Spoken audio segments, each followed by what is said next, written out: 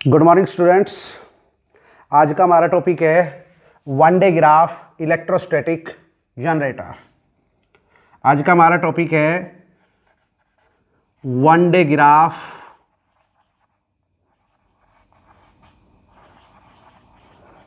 Electrostatic generator.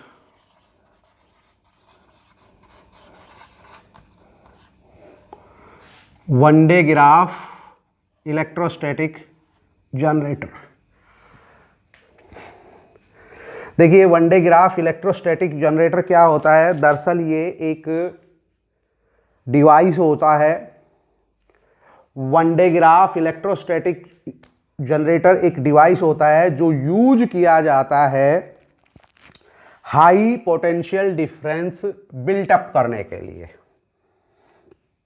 और वो high potential difference का यूज किया जाता है फिर पॉजिटिव चार्ज को एक्सेलरेट करने के लिए, ताकि न्यूक्लियर रिएक्शन की जा सके। तो आपको समझ में आया होगा one de Graaff electrostatic generator क्या होता है। Van de Graaff electrostatic generator एक डिवाइस होता है जिसका उपयोग हाई पोटेंशियल डिफरेंस बिल्टअप करने के लिए यूज किया जाता है, और फिर उस हाई पोटेंशियल डिफरेंस से पॉजिटिवली चार्ज पार्टिकल्स को या सिंपली चार्ज पार्टिकल्स को एक्सेलरेट करने के लिए उपयोग किया जाता है, ताकि न्यूक्लियर रिएक्शन की जा सके। इसका प्रिंसिपल क्या है वो भी देखिए। प्रिंसिपल देखिए, जनरेटर डिपेंड अपॉन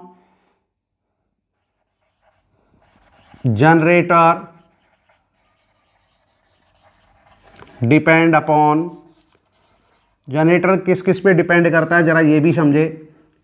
तो इसका प्रिंसिपल में ये क्या है कि जनरेटर डिपेंड अपॉन नंबर एक किस पे, अभी हमने देखा था ना, discharging action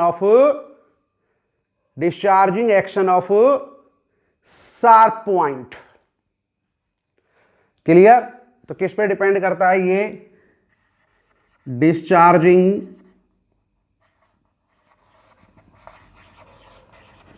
action of sharp points.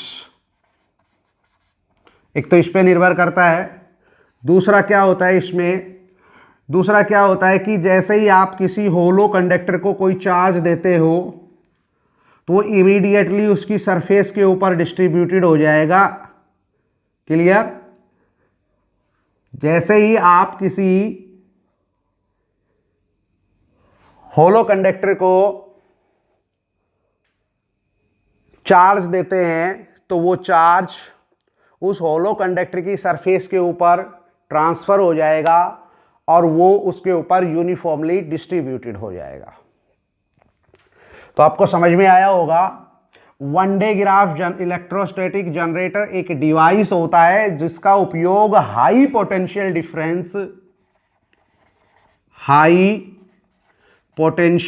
Difference built up करने के लिए यूज किया जाता है। और जो ये हाई पोटेंशियल डिफरेंस जो आपने बिल्टअप किया है, इसका उपयोग किया जाता है पॉजिटिव चार्ज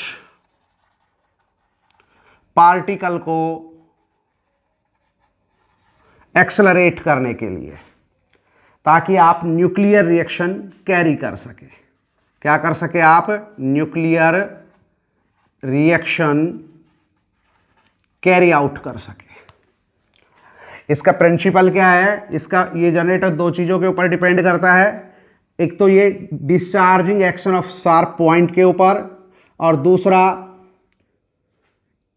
कि इस प्रॉपर्टी की, यहां पे एक प्रॉपर्टी का उपयोग होता है कि प्रॉपर्टी क्या है कि जैसे ही किसी आप होलो कंडक्टर को चार्ज देंगे तो चार्ज उसकी आउटर सरफेस के ऊपर ट्रांसफर हो जाएगा और वो उसकी आउटर सरफेस के ऊपर यूनिफॉर्मली डिस्ट्रीब्यूटेड होगा। क्लियर। अब प्रिंसिपल हो गया है, तो अब हम इसकी कंस्ट्रक्शन देख लें। तो कंस्ट्रक्शन बड़ी महत्वपूर्ण है, कंस्ट्रक्शन जरा ढंग से समझना। तो चलिए इसकी कंस्ट्रक्शन देखते हैं।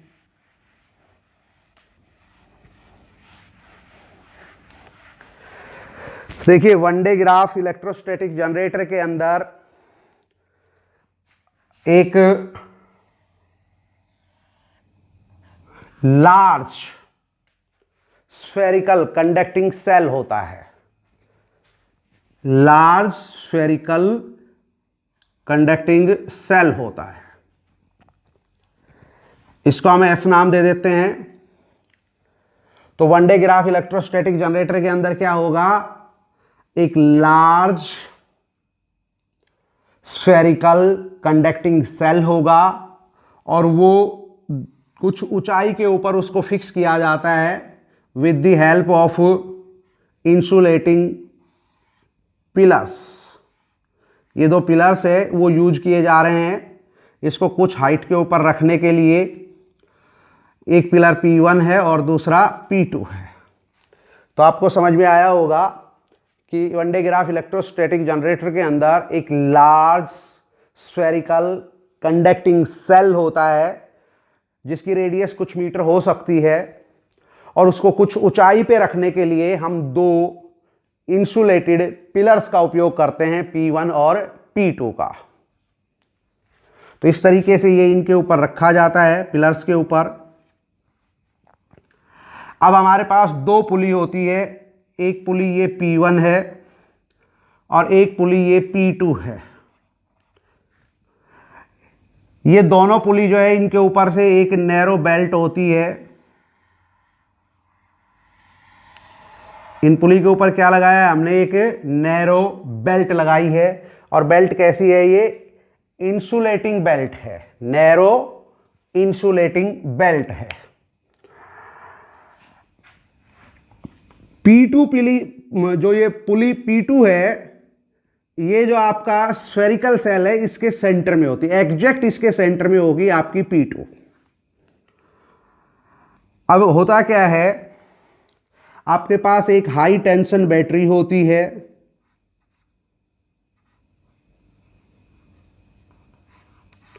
क्या होती है, हाई टेंशन बैटरी होती है जिसके नेगेटिव टर्मिनल को आप अर्थंड करते हैं और उसके पॉजिटिव टर्मिनल को एक कॉम्ब से कनेक्ट करते हैं। और कॉम्ब कैसा है, शार्प पॉइंटेड है। कॉम्ब कैसा है, शार्प पॉइंटेड कॉम्ब है जिसको नाम मैं C1 दे रहा हूं। तो बैटरी का negative terminal, high tension battery का नेगेटिव टर्मिनल आपने अर्थंड कर दिया और पॉजिटिव टर्मिनल जो है वो आपने कनेक्ट किया है एक कॉम्ब से जो शार्प पॉइंटेड कॉम्ब है। और इस कॉम्ब को क्या कहते हैं हम, स्प्रे कॉम्ब। इस कॉम्ब का क्या नाम है, ध्यान से देखिएगा, इस कॉम्ब का क्या नाम है, spray comb. High tension battery जो है इसका पोटेंशियल कितना है, 10⁴ वोल्ट है। एक कॉम्ब और होता है, ये भी शार्प पॉइंटेड कॉम्ब ही है। और ये जो शार्प पॉइंटेड कॉम्ब है इसको आपने कनेक्ट किया है स्फेरिकल सेल से। इस कॉम्ब को C2 नाम दे देते हैं। और C2 यहां पे क्या है, इसको बोलते हैं कलेक्टिंग कॉम्ब। क्या बोलते हैं हम, कलेक्टिंग कॉम्ब। C2 को बोलते हैं कलेक्टिंग कॉम्ब।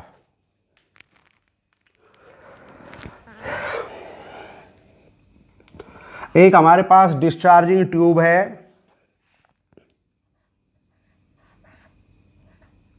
और डिस्चार्जिंग ट्यूब जो है उसका दूसरा एंड,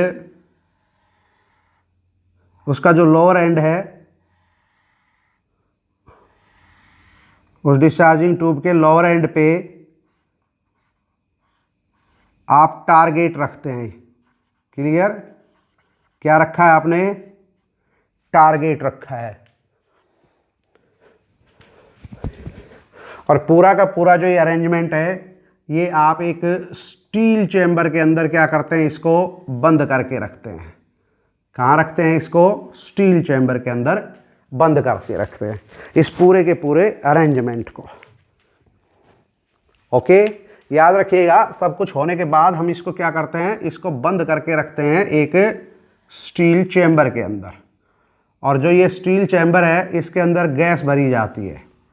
कौन सी गैस होती है? आप नाइट्रोजन भर सकते हो, क्लियर। आप मीथेन भर सकते हो एट हाई प्रेशर।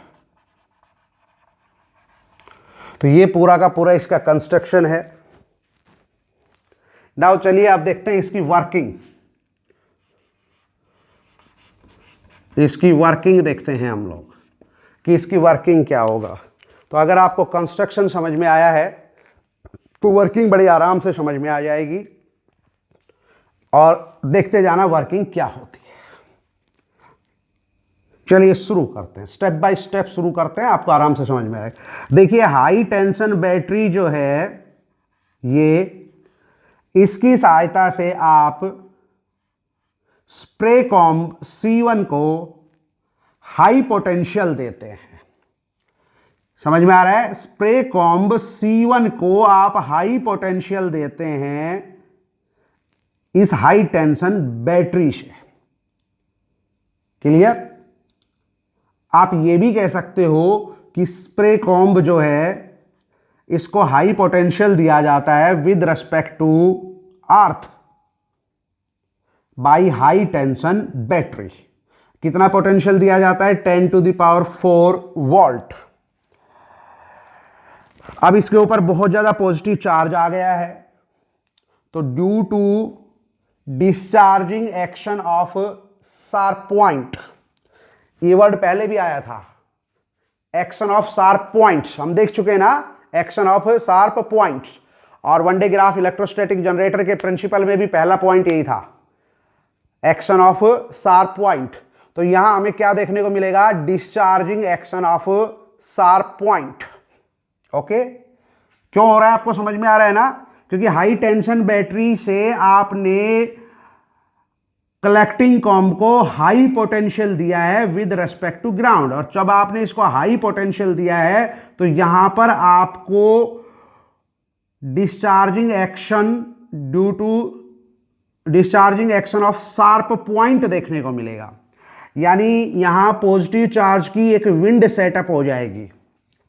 अब जो ये आपकी बेल्ट थी ये इंसुलेटिंग बेल्ट है, ये आपकी रबड़ की हो सकती है, सिल्क की हो सकती है, और इस पुली को आप घुमा रहे हो with the help of motor. तो पुली घूमेगी तो ये बेल्ट भी घूमेगी। अब बेल्ट के ऊपर आप क्या स्प्रे कर रहे हो? Positive charge. आपका कलेक्टिव कॉम्ब उसके ऊपर क्या स्प्रे कर रहा है? Positive charge. तो ये बेल्ट घूमती रहेगी तो ये पॉजिटिव चार्ज भी क्या होंगे? इस तरीके से ऊपर जाते रहेंगे, और जब ये पॉजिटिव चार्ज यहां पहुंचते हैं तो चार्जिंग बाय इंडक्शन की वजह से कलेक्टिंग कॉम्ब C2 पे इधर नेगेटिव चार्ज अपीयर होगा, और इतना ही चार्ज यहां पॉजिटिव अपीयर होगा।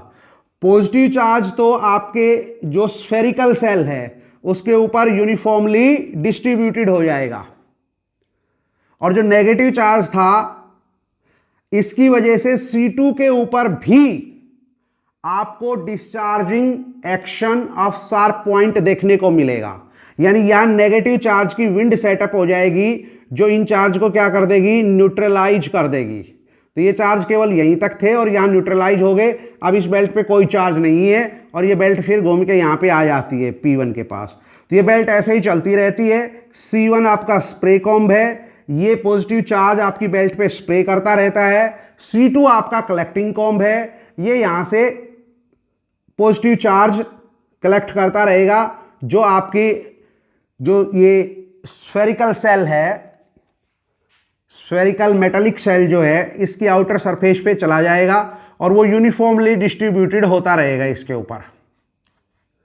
अब इसकी जो कैपेसिटी है, स्फेरिकल सेल की जो कैपेसिटी है वो देखिए कितनी होगी। देखिए कैपेसिटी का जो फॉर्मूला है वो होता है 4πε0 r। r यहां इसकी रेडियस है। क्या है? r रेडियस है स्फेरिकल सेल की। तो इसकी कैपेसिटी है वो इतनी होगी। तो फिर पोटेंशियल कितना होगा इसके ऊपर? पोटेंशियल होता है जो भी इसके ऊपर चार्ज है वो अपॉन इसकी कैपेसिटी। यानी आप लिख सकते हो Q upon 4 pi epsilon naught r, इतना पोटेंशियल होगा।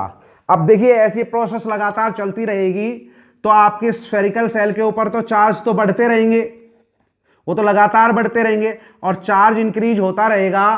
तो देखिए चार्ज इंक्रीज होता रहेगा तो क्या इंक्रीज होता रहेगा, पोटेंशियल इंक्रीज होता रहेगा। इस तरीके से लगातार पोटेंशियल बढ़ता रहता है, बढ़ता रहता है, बढ़ता रहता है। जैसे ही आपका पोटेंशियल 3.10⁸ वोल्ट पर मीटर इससे ज्यादा होता है, क्लियर, 3 × 10⁸ वोल्ट पर मीटर, सॉरी मैं थोड़ा गलत बोल गया था पहले, 3 × 10⁸ वोल्ट पर मीटर, इतना हो जाएगा, क्योंकि वो तो लगातार पोटेंशियल तो बढ़ता रहेगा। तो आपका पोटेंशियल जो है वो अगर इतना हो गया, और इसको हम बोलते हैं ब्रेक डाउन फील्ड, क्या बोलते हैं इसको, break down field of air, ये क्या है, break down field of air. तो इतना पोटेंशियल हो जाएगा तब तक तो ठीक है, इससे ज्यादा पोटेंशियल जैसे ही होगा तो स्फेरिकल सेल के चारों तरफ की एयर क्या हो जाएगी, आयोनाइज्ड हो जाएगी, क्लियर। इससे break down field of air जो है, यानी इतना, ये इससे ज्यादा जैसे ही इसका पोटेंशियल होगा स्फेरिकल सेल का, तो स्फेरिकल सेल के चारों तरफ की एयर क्या हो जाएगी, आयोनाइज्ड हो जाएगी। और एयर अगर आयोनाइज्ड हो गई तो फिर इससे जो चार्ज है वो लीकेज स्टार्ट हो जाएगी, फिर आपके स्फेरिकल सेल जो था उससे क्या हो जाएगी, चार्ज लीकेज स्टार्ट हो जाएगा। तो ये अगर हमको ये लीकेज रोकनी है तो फिर क्या करेंगे, इस स्फेरिकल सेल को, इस पूरे अरेंजमेंट को एक स्टील चैम्बर के अंदर रखते हैं। फिर हम ये एक स्टील चैम्बर जो है ये यूज करेंगे और पूरा अरेंजमेंट इसके अंदर रखेंगे, स्टील चैम्बर, स्टील चैम्बर के अंदर रखेंगे इसको। और उसके अंदर, स्टील चैम्बर के अंदर क्या करेंगे हम, नाइट्रोजन या मीथेन गैस हाई प्रेशर के ऊपर भर के रखते हैं ताकि लीकेज ना हो। तो इस तरीके से ये प्रोसेस चलती रहती है। अब अगर आपके स्फेरिकल सेल का पोटेंशियल जो भी है, मान लीजिए V पोटेंशियल है, तो फिर ये जो डिस्चार्जिंग ट्यूब है D, ये इसमें यहां पे आपने क्या रखा था, आयन सोर्स, क्या रखा है आपने यहां पे, आयन सोर्स। तो ये आयन सोर्स क्या करेगा, चार्ज पार्टिकल प्रोड्यूस करेगा यहां पे। तो यहां पे क्या रहते हैं, चार्ज पार्टिकल रहते हैं। अब चूंकि स्फेरिकल सेल का पोटेंशियल V हो गया है, तो आयन सोर्स का जो डिस्चार्जिंग चैम्बर है आपका, या डिस्चार्जिंग ट्यूब जो है, इसका अपर एंड तो इसी के अंदर है और लोअर एंड जमीन में है। तो डिस्चार्जिंग ट्यूब डी के अपर एंड और लोअर एंड के बीच में उतना ही पोटेंशियल सेटअप हो जाएगा, जितना पोटेंशियल आपके स्फेरिकल सेल के ऊपर है उतना ही पोटेंशियल सेट हो जाता है डिस्चार्जिंग ट्यूब डी के अपर एंड और लोअर एंड के बीच में। तो अगर इसके ऊपर पोटेंशियल V है तो इसके और इसके बीच में भी पोटेंशियल कितना हो जाएगा, V हो जाएगा। अब यहां जो चार्ज पार्टिकल जो प्रोड्यूस हुआ है, आयन सोर्स ने जो प्रोड्यूस किया था, मान लीजिए उसका चार्ज Q है, क्लियर। तो अब जरा देखिएगा, इस पॉइंट और इस पॉइंट के बीच में पोटेंशियल डिफरेंस V, और यहां चार्ज, उसका चार्ज पार्टिकल का चार्ज Q, तो उसको जो यहां जो चार्ज पार्टिकल है उसके पास कितनी एनर्जी हो जाएगी, E = QV, इतनी एनर्जी हो जाएगी। और वो इतनी एनर्जी के साथ वो चार्ज पार्टिकल एक्सेलरेट करेगा इस ट्यूब में से डाउनवर्ड, जो नीचे सीधा आएगा और सीधे आके क्या करेगा, आपके टारगेट को हिट करेगा और आपकी न्यूक्लियर रिएक्शन स्टार्ट हो जाएगी।